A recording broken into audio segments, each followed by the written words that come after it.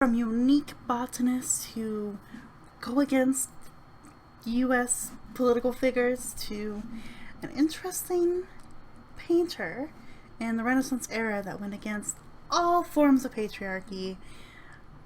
You guessed it, we are back in unique history, and we're looking at an interesting article, and I gotta say, the opening image that I see in this magazine is spooky. There's devils everywhere.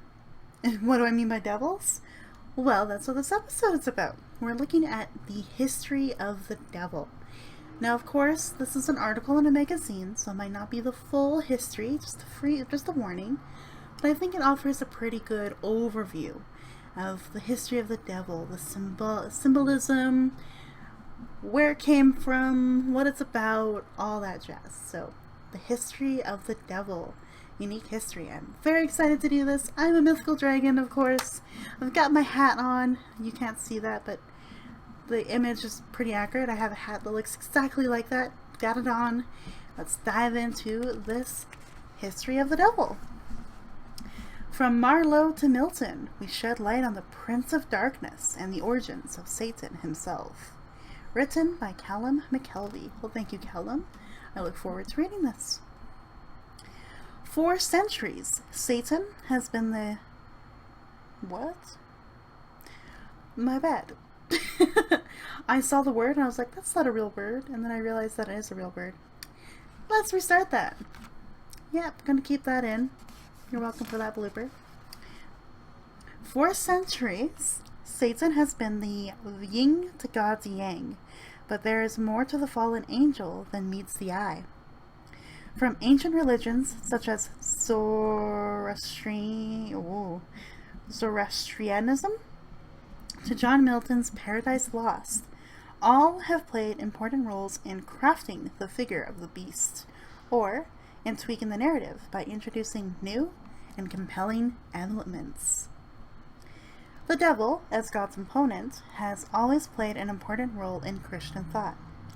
Jan Machielson, senior lecturer in early modern history at Cardiff University, explains.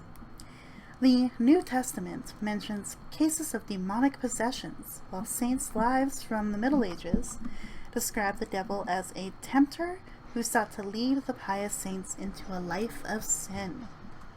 Yet, where does the idea of the devil come from? Satan, Lucifer, the Prince of Darkness, all have preoccupied theologians, scholars, artists, and writers since the fallen angel's initial conception. Beneath the image of the devil as a man with red horns, a pointy beard, and a pitchfork, we find a rich mythology that has been crafted and perfected over centuries. I think I'm going to really enjoy this article. Just a pause right there based on that little introduction. Because I've genuinely been curious, because I know religion has its views and faith, and we know the stories and the beliefs. I don't want to call them stories. Sorry guys, I don't want to really offend anyone. I'm agnostic, so my faith is kind of a little bit of it all, and I haven't figured out what really aligns with my beliefs as yet. That might be offensive to you. I apologize. I'm just going to look at a very specific historical base today, and then if you are offended, I am so sorry. Just comment below and I can correct anything if any of this article is wrong. There we go. But I'm excited to see this because I want to see what the devil means in other contexts. So time periods, faiths, religion, stories, writing, arts. I want to know because it's such an interesting concept. Take away all that you believe in for just a moment and run with me. The devil, this thing that tempts you from being a good person, it causes you to sin. It's this like interesting figure, but also kind of a concept too. So I'm really interested to see how this has been developed over the years to what it is today. So let's begin with the Hebrew Bible. Let's take a look. When examining the original Hebrew Bible, one might initially be surprised at how little the devil features. if indeed he is present at all. In the Old Testament, the word Satan is used in its original Hebrew form, which is closer to the modern word adversary, and doesn't refer to the name of a single being. For example, appoint a wicked man against him. Let an accuser, Satan, bring him to trial. Interesting. So not really a figure or like a actual person or being at the beginning, it looks like. It's a concept, like I mentioned, sort of this idea of bad, of adversary, of awfulness, basically. Interesting. Mariana Montesano, professor of medieval history at the University of Messina, Italy, explains, in the biblical text, Satan means adversary, obstacle, enemy, and takes on different connotations according to the passages and interpretations.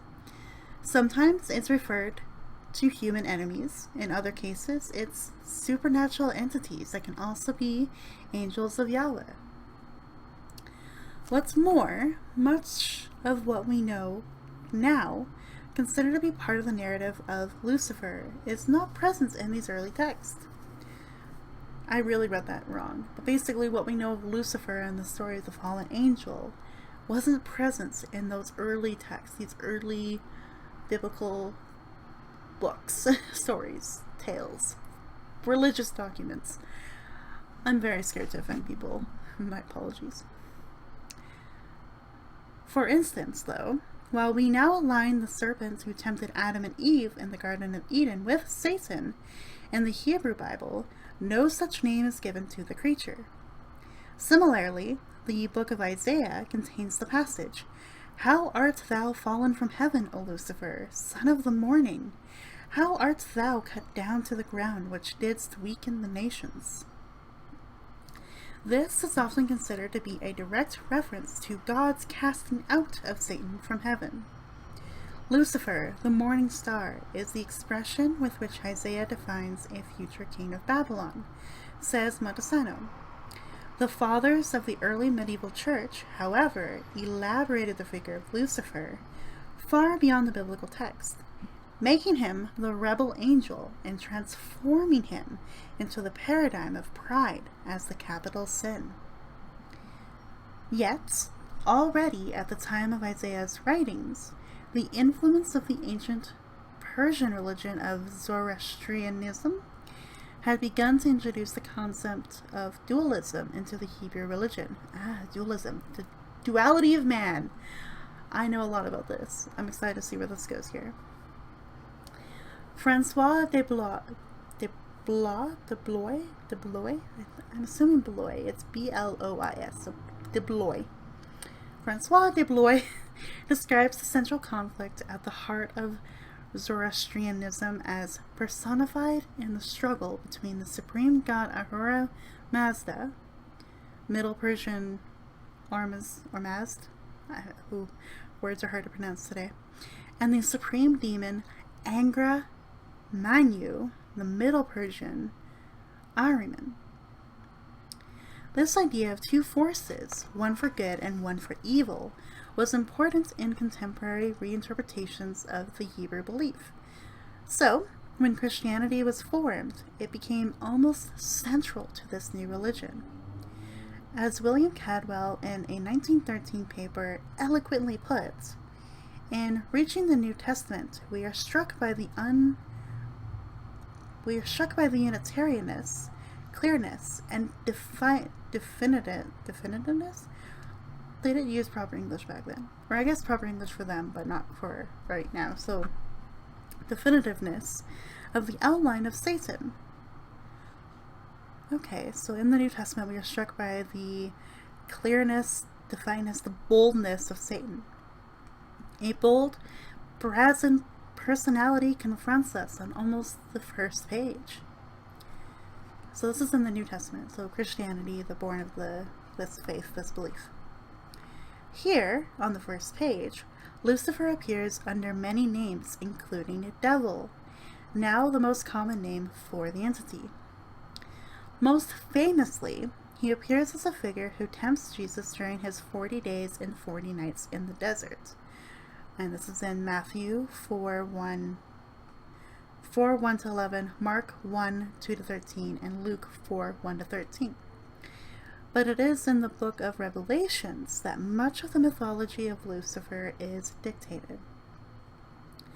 Among this mythology is the concept of the war in heaven, and Lucifer as an angel who once led a rebellion against God and the forces of good, an idea which John takes care to clearly define.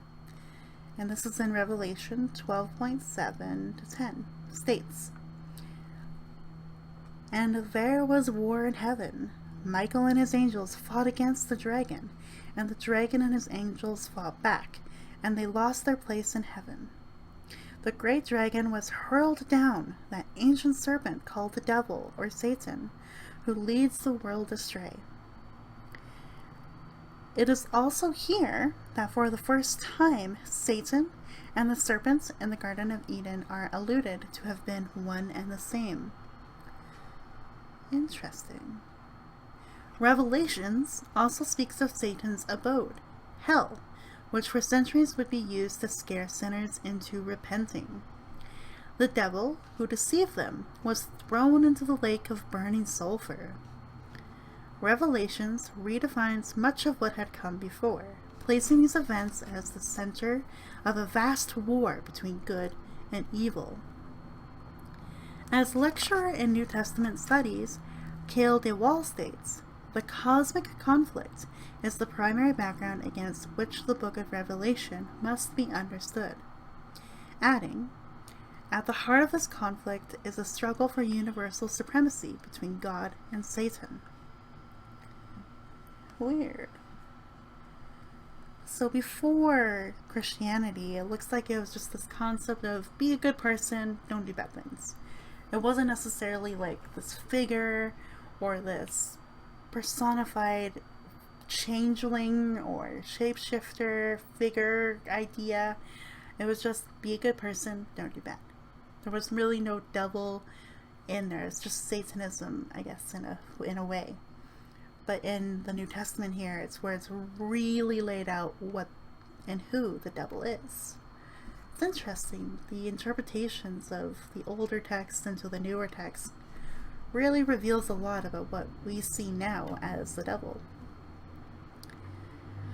So if the book of Revelations is responsible for much of the mythology surrounding Lucifer, the medieval period saw the devil develop further than ever before. Firstly, through the concept of necromancy. Here we go. We're getting into some D&D lore here. Necromancy, necromancers. Yes. Now I'm excited. But yes, of course it's the medieval period that does this, because we were chasing witches, burning them at the stake. You know, that kind of awful part of our history. So let's see here. This is a quote. "Hellenistic theurgy is a key element of Christian demonology, necessary to understand the main developments of the devil in the following centuries," Montesano explains. Put simply, this was an ancient magical practice of summoning or evoking the presence of a daemon. Montesano says these daemons were not necessarily evil or malevolent in nature, simply a spirit guide or a minor divinity with whom it is possible to get in touch. So yes, summoning these demons, these creatures that were guides in either capacity, it looks like, either for good, for bad, maybe for chaos or for trickery. They were malevolent, but maybe not fully evil as what we know evil to be today. These ideas, surviving in a Christian context where God cannot be bent to man's will, were reinterpreted as conjuring evil creatures who allow themselves to be summoned in order to deceive and corrupt. Well put. They said it a lot better than I did. Just go with what they said in the article here. In Christianity, it takes on a much more negative value, mingling with the Satan of the Gospels. There was already evidence to support this reinterpretation. The Necromantic Arts was described and classified already by the most ancient Christian sources. So in Lactantius, circa 250 to 317 CE, counted it among the activities with which the devil deceives men. The episode of the evocation of Samuel by the necromancer of Endor provided the excellent prototype of any necromantic operation. Alright, so I guess this idea of necromancy, summoning demons, spirits, bringing back the dead, all these kind of connotations with necromancy didn't just exist in a Christian New Testament era. It also was around in older text and older sources, basically. That's interesting. So they really did believe in this, like, awful thing. And that comes down to a lot of different things, different reasons. If you can't explain something that happened in your life, or things that are going around you that you don't know what's happening, you tend to explain it in these ways. That, oh, it's an evil spirit that's controlling this person. They're possessed. Or maybe the world is going this way because we've all sinned. A lot of people believe in that. Like, if they can't explain it themselves, then it has to be of supernatural or religious punishment reasons. And there's some belief in that. Like, I will admit, like, I think there's some element to that. I always joke about how the universe needs to give me a break, you know? I need some good luck. I need the universe just to give me something so I can feel again. That's a dark twist to that. But we are talking about devils, so here you go. Dark twist in my personality here. So, there's an element of that, I think. If you just put something out in the universe and you're hoping for it, it'll come back to you, maybe from yourself doing it your own way, or maybe there is this mythical, religious miracle work behind it. Who knows? I mean, if you are someone who believes in this stuff, you definitely believe in it. But for me, this is what's interesting is, yeah, there are things in life that we can't explain. Where does it come from? And that's where it almost draws me in. That's where religion almost draws me in completely. Not quite, but I get there. I get it. So, anyway, let's keep going on about necromancy, shall we? Before I offend anyone else, I'm really sorry. Necromancy was not the only key development during the Middle Ages. It is in this period that Lucifer gains a more concrete physical image. Hey, there we go. We got the art now behind this. The actual physicality to the devil or to the evil. Interesting. So during medieval times, dragons are commonly associated with the devil in both hagiography and chivalric literature. Like the dragon slayed by Pope Sylvester the First to convert the pagan priest and the Emperor Constantine. Dragons being evil? Why? I mean, I guess I believe it to an extent, but I'm a mythical dragon, and I promise you, I don't work for the devil. I try to do good in this world. I'm a good dragon. I'm a benevolent dragon. There you go. Anyway, Montesano explains. So she just explains that now devils look like dragons, basically. So now there's that physical image to, like, oh, these dragons are devils, they're demons, they're evil. So there's like an image to that first part here. So it kind of leads on to a little further discussion. While fictional creatures were regularly associated with the devil, so too were numerous animals. Aw, I'm gonna get angry reading this next part, but maybe some of you still believe in this, so I'm not gonna get angry yet, but let me just read this all out. So numerous animals are associated with the devil. Some of them are. We find foxes, bears, lions, and many others having connotations that can signify those attributed to the devil. Yet, once again, and similar to other aspects of the developing mythology, artists depicting Satan's appearance began to draw on earlier pre-Christian religions. Aha. Here we go. A 6th century mosaic from Basilica of Sant'Apollinare Nuovo in Ravenna, Italy. Ooh, totally pronounced that wrong. Didn't realize it was Italian. I thought it was going French. My bad. But anyway, a 6th century mosaic in Ravenna, Italy shows the devil as an ethereal blue angel. Oh.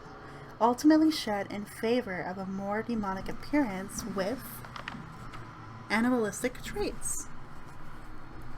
Interesting. A blue light surrounds this figure that has animalistic traits. And this was before Christianity, so 6th century, 500.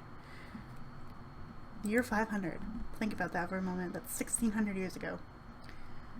We have existed a long time on this earth. Anyway, so animalistic traits. So like Lilith, who comes from ancient Babylonian Lilith demons, winged females who flew through the night seducing men and attacking pregnant women and infants. Yes, again, wings is that animalistic feature, like of a bird, but used in a very predatory fashion is what's being described here. Lilith was not alone in being retconned as part of the satanic mythology. Another ancient deity who became associated with Satan was Beelzebub. Yeah. Beelzebub has a place for me. So Beelzebub, which translates roughly as Lord of the Flies. I've read that book. That book title makes a lot more sense now that I think about it. So Lord of the Flies. Yet, while we are beginning to see a devil more recognizable to the one we're familiar with, there's still at this stage a conspicuous missing element: the association of the devil as a goat-like figure. The goat, which until then was barely linked to demonology, assumed a new role. According to some scholars, this comes mainly from its association with Nordic myths. Others say it might derive from the pagan god Pan, while Roald Hutton, historian and author of The Witch, A History of Fear from Ancient Times to the Present, thinks it has more to do with neo-pagan revival of modern, not medieval, times.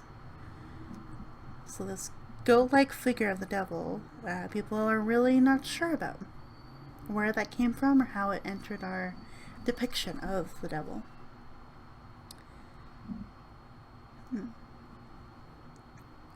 But it's kind of cool. Could come from more modern revivals of some of the paganism here, Nordic mythology. It's kind of cool. Pagan god Pan. We know Pan. We like Pan. Do we like Pan? I don't know. I like Pan. Sure.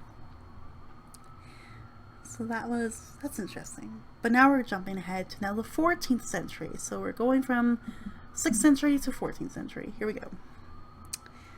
In the 14th century, we see one of the first of a number of works of literature that would further inform our understanding of who and what the devil was, and in this case, what the kingdom of hell was like. Yes, the Divine Comedy, more commonly known as Dantes Inferno, is widely considered one of the most important pieces of medieval poetry. Composed by Dante Alighieri, the poem purports to be the author's own trip through hell before coming face to face with the devil himself. Compared to the more elegant portrayals that would come much later, Dante's Devil takes a great deal from the medieval portrayals. Like those earlier works, this Satan is a humongous beast with various animalistic elements, frozen at the very center of hell. For example, the creature has 2 mighty wings, such as befitting were so great a bird. Sails of the sea I never saw so large. No feathers had they, but as of a bat. Yeah, I remember that description. I've read Dantes Inferno, so some of this is like, yeah, this makes... I remember some of this, just like the very creepy different looks that the devil takes is really unique, actually, if you are interested in that. So yeah, these feathers, no wings, but they were like the back, like that silky, sinewy kind of look to them. Dante also crucially continues to introduce elements from Greco-Roman mythology into more traditional Christian lore. For instance, the devil is referred to as Dis, the name for the Greek god of the underworld. Hence, in the smallest circle, where the point is of the universe, upon which Dis is seated, whoever betrays forever is consumed. Apologize for the sirens. I've already cut out like 3 sections of sirens in this editing. I'm keeping this one in. I just want to get through this. I'm very intrigued now that they brought in Dante and his depiction of the devil. So, sirens are going to happen. But yeah, so the smaller inner circle where Dis is seated, whoever betrays forever is consumed. What is really new is the idea of the demonic pact. And this is Jan Macielsen, explains when asked about how the devil evolves in the early modern period. This idea that the devil could form a pact with human beings gradually gets developed during the 14th and 15th century, and it underpins elite beliefs about witchcraft. How could an old, illiterate woman have such fearsome powers? The answer is, she didn't. The devil worked his power for her. This was something of diabolical win-win. The devil got to do evil, but he also gained the witch's soul. This idea is perhaps most famously represented in Christopher Marlowe's 1589 play, Dr. Faustus. Yes! You're unlucky and lucky to have like a literature nerd here, an English major, because yeah, I was wondering if we were going to see Dantes Inferno and Dr. Faustus and some other things in this article, and we are, which makes me happy in really lame, nerdy ways. So, the play, Dr. Faustus, itself based on an earlier German legend believed to have been inspired by Johann Georg Faust. It's the story of a learned university scholar who makes a pact with the devil in exchange for secret knowledge and power. It's a tragedy. The play ends when Faustus's time is up and he gets snatched and dragged down to hell. This narrative of making a pact with the devil but losing your soul in the process becomes an important moral in many subsequent portrayals of the devil. Yet, while the idea of the demonic pact was a new addition to the mythology of Satan, much remained the same. With hardline Protestants, the idea of the devil as a tempter remained. For them, the devil was just that voice in the back of your head that was just questioning whether you really had to do your prayers. Yeah, makes sense. That temptation to not do your regular routine or your regular life, to change it up a little bit, that little voice in your head, encouraging you to take a risk maybe too. Yeah, we all have that. So they thought the devil had like the control and the power of those thoughts in your head. Yeah, interesting.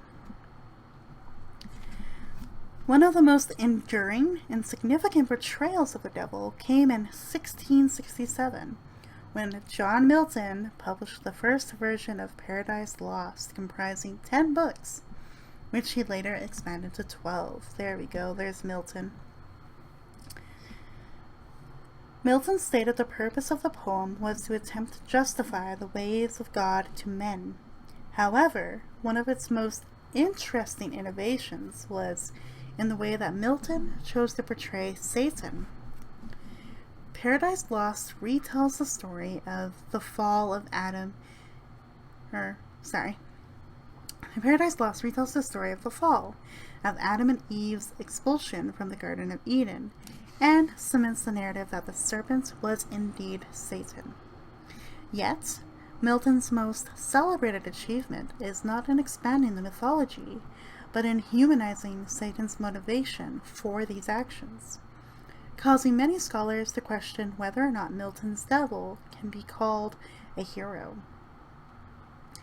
Milton's Satan is introspective, full of doubts and insecurities mixed with his pride, uttering the immortal line, "Better to reign in hell than to serve in heaven." Yeah, the humanistic qualities there, that insecurity, self-doubts, questioning what you are doing. Before, the devil was a force, right? A demon was like a force of something.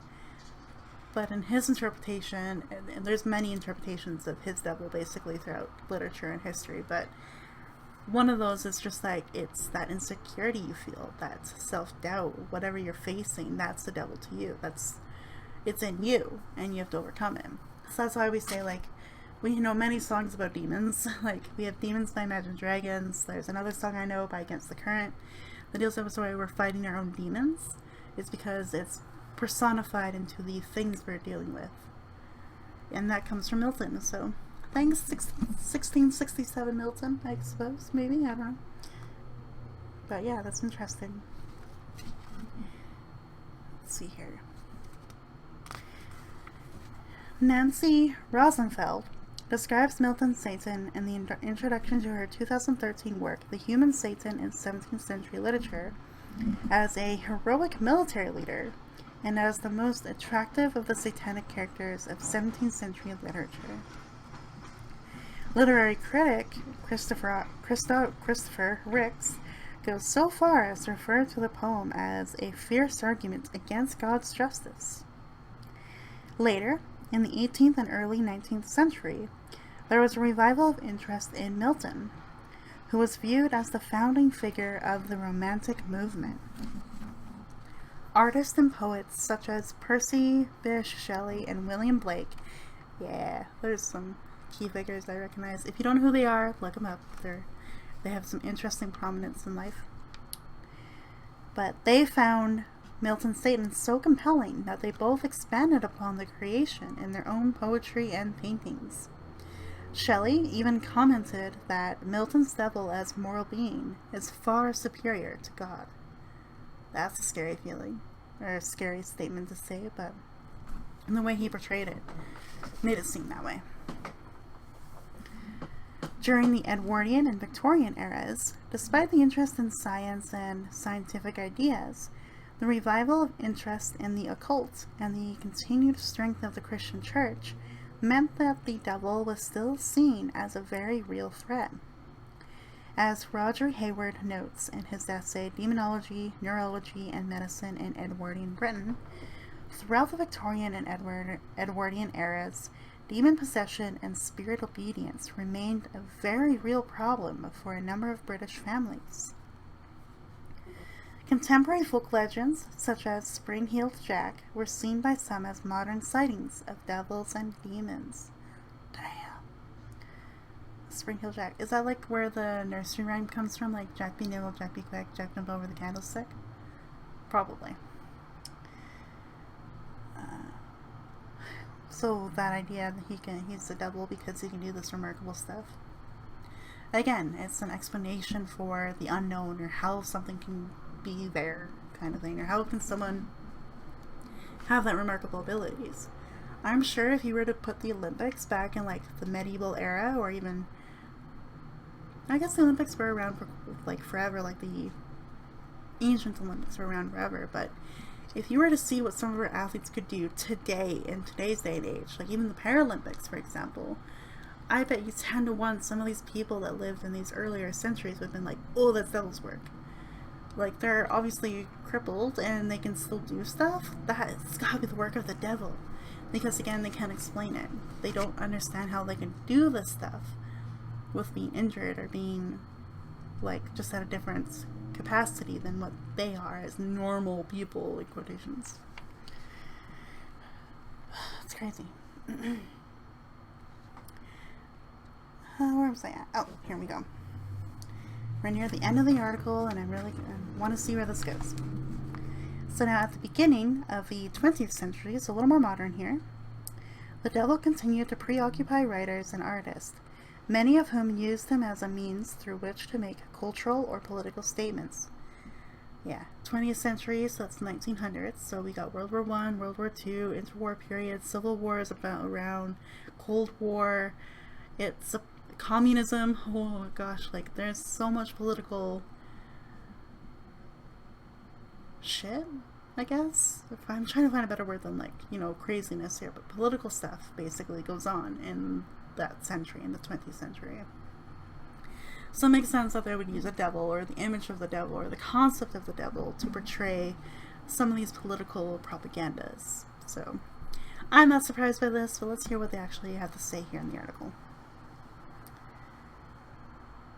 In 1938, so boom, right, World War II, the American poet Stephen Vincent Benet reinterpreted the Faustian legend as the devil and Daniel Webster, in which Satan was portrayed as the sinister Mr. Scratch.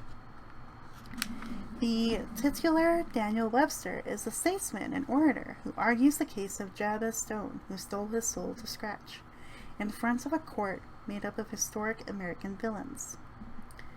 As with other famous reinterpretations, contemporary politics and satire helped make this narrative extremely popular, and this version itself can be described as a popular piece of American folklore.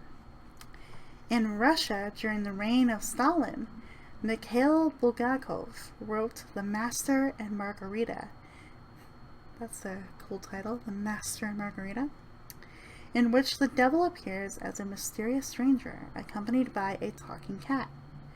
The novel is a satire of an atheistic Soviet state, and was not published until 1966 in a heavily censored version. Yeah. Unfortunately, censorship ruins a lot for original literature throughout history, and I'm sad to hear that, but I want to know more about this mysterious stranger and a talking cat. I want to read this. I'm going to maybe try to find it, although now I'm sad to know that there's an extremely censored version of it that was published in 1966. I want to know the real deal. But anyway. That's cool though. Just a human with a talking cat. And that's the signifier of a devil. Okay. As theology, literature, arts, and even politics have developed and changed, each has had a profound impact on the evolution of portrayals of Satan. Even today, the devil as a character continues to fascinate us, with television programs such as Lucifer. Sorry, I like Lucifer, very good show. Anyway. So as Lucifer, recasting the Prince of Darkness as a handsome nightclub owner who occasionally assists the police with tricky crimes. Yeah, as the ultimate bad guy, it's doubtful if the devil will ever truly go away. His horned visage and spiky pitchfork, destined to fascinate theologians and artists alike until the end of days. Yeah. It's interesting. It makes me want to revisit what the devil would look like in like 10 years. If there's any new modern interpretations of what the devil is like in like 10 years and what that would be like. It would be really interesting to me to see if we can evolve it and change it. So a plea to our artists out there, our writers, our poets, our lovely creative types. Get out there. Maybe form your own version of what the devil looks like, because you could assist and aid in history. You can shift to what the devil looks like today. Maybe your devil or Satan will look like more like Lucifer from the TV show, a very handsome nightclub owner.